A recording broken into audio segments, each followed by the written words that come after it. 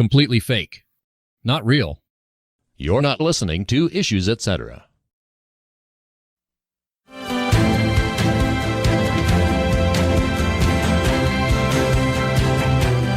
Water, earth, fire, air.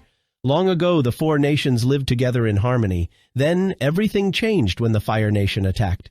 Greetings and welcome to Issues, Etc. I'm Todd Wilken. Thanks for tuning us in. Today, we continue our weekly series on all my favorite cartoon shows and what we can learn from them. This week, as you probably guessed, we are looking at the show Avatar: The Last Airbender. Joining us to discuss The Last Airbender is my fellow fan doctor, Adam Koontz. He's associate pastor of Trinity Lutheran Church in Denver. Adam, your inhuman knowledge always scares the bejeebies out of me, but welcome back. Thanks for the compliment, I think. Good to be here. We've probably all seen the show. If you haven't, you're uncultured. But for the basic listeners who haven't actually watched the show, when the Fire Nation attacked, what happened? Everything changed. So we've got four nations, one for each element. The elements in the show are heavily based on classical Greek atomic theory, in part developed by the ancient philosopher Democritus. What a lot of people don't know is that the Greeks did also have a fifth element, ether, which made up the celestial objects like the moon and the stars. Although this is a classically Greek concept, the majority of the show is built upon Eastern Asian cultures.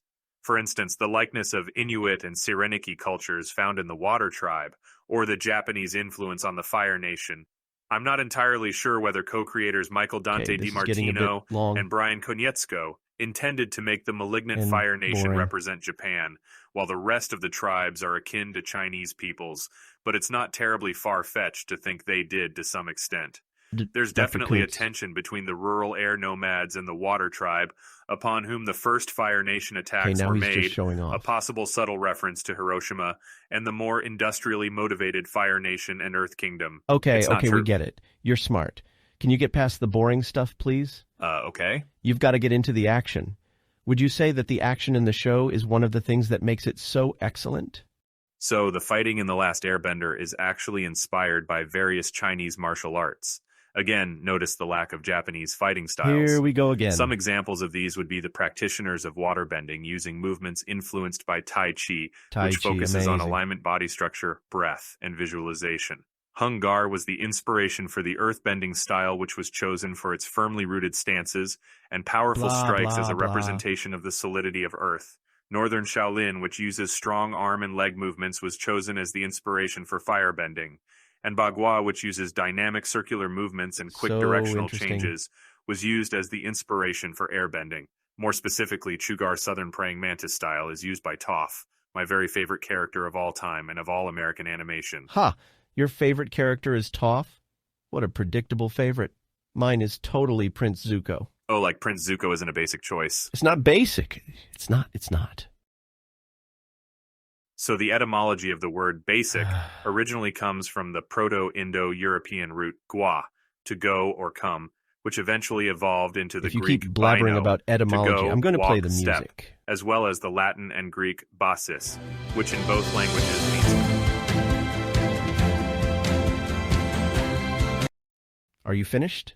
Yeah, sorry. Sure you are. Final question, Dr. Koontz, and try to stay on topic. Last week in the series, we discussed the show My Little Pony and what impact it has on our lives. The question came up, if you're a normal person, say a Lutheran pastor or radio talk show host, for instance, is it okay to still like My Little Pony as an adult? 30 seconds.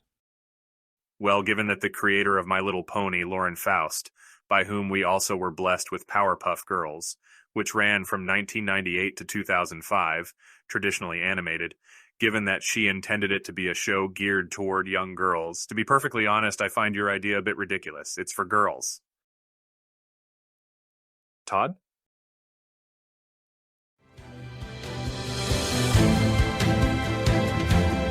Okay, well, good talk. Thank you, Dr. Koontz. Next week on Issues, Etc., we'll be joined by a new guest to talk about the next show in our series. Stay tuned. Listen weekday afternoons to Pastor Todd Wilken and guests on Issues, Etc. Issues, Etc. is a listener-supported program.